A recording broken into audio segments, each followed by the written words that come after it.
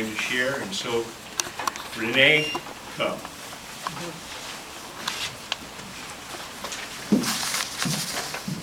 It's the dubious honor of being the oldest child.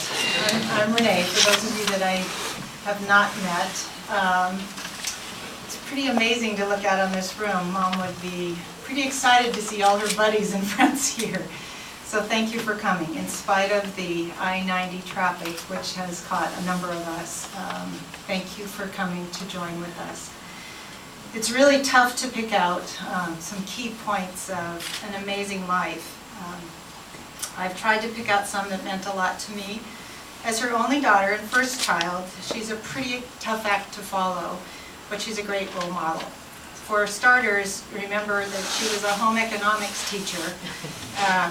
We learned a lot of math and chemistry when we were helping her bake cookies or fix dinner or making her famous orange rolls.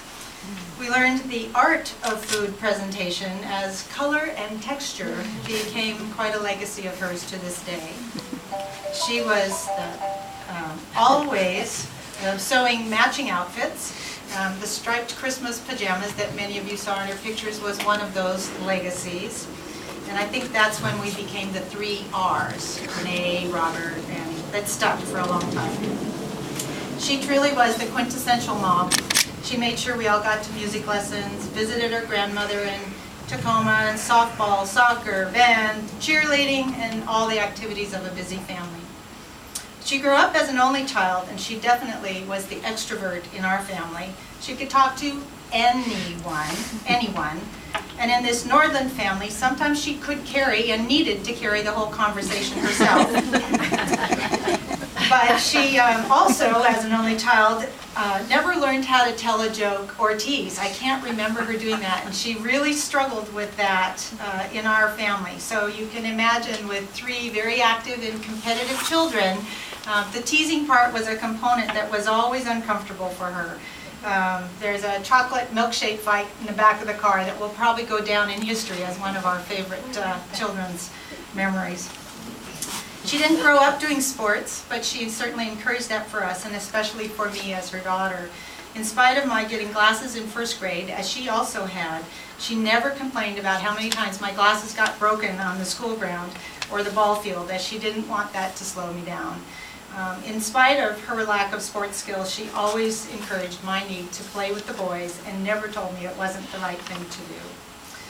Her true gift was really hospitality and making everyone feel special and loved. She was always inviting somebody over for dinner who didn't have local family, and they would just become another adopted member of the family with us. She was a great cook and loved making food for others, although it was never about the menu, it was about the experience. Though not Scandinavian herself, you'd never know it from how she adopted the Scandinavian traditions as her own, julekaka, fruit soup, lefse, and others. She loved using the beach house that Mom and Dad got later in life as a way to gather her friends together, especially during the summer. I think my love for eating outside and having fruit cobbler is truly from Mom. She was a successful career woman in a decade that was unusual, and marriage was the usual preoccupation. She turned that expertise and drive into anything that she put her mind to, paid or volunteer. When she decided to turn to real estate late in her professional life, I truly thought she was going to get eaten alive because she was just too nice. Well, little did I realize that her caring warmth was exactly what would drive her to be the very successful $1 million real estate agent that she was very quickly. She had just found a new way to help people, and in fact used that to establish a women's shelter in Federal Way, once again touching many lives. She became Mormor when my daughters came into the world as her first grandchildren, and she gave lots of Mormor time and love as the rest of her 7 grandchildren came along. Mom and I did a lot of sewing, and my children also got that same legacy of mommy-daughter dresses that I had, whether they liked it or not.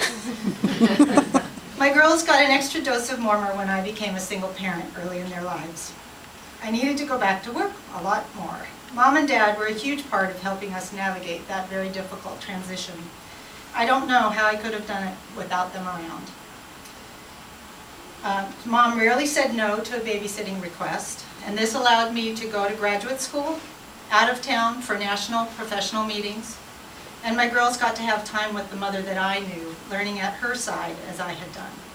It was during that time that I realized even my dad had been tainted with the color and texture requirement of the meals.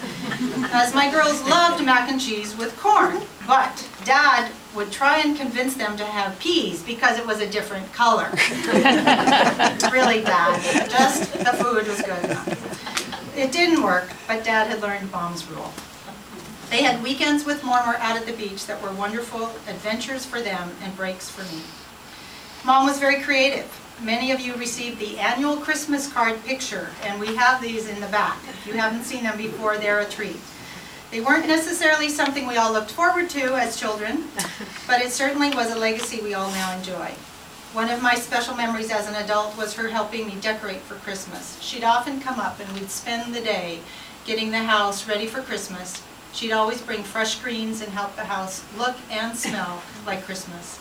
She would usually bring me some homemade yulakaka, which to this day is a more legacy of Christmas for me. Mom's faith in God was rock solid, and she lived her faith in acts of service. She truly saw the good in everyone and was a genuine optimist. I often hear her voice in my head when I'm reacting to someone, and am reminded of her amazing kindness that she extended to all. She was my best prayer warrior, and I know her prayers always surrounded and supported me. Her smile radiated warmth and was part of her beauty. You saw some of these in the pictures. The photo on the program today is from my wedding 10 years ago. It was just a few months before her stroke.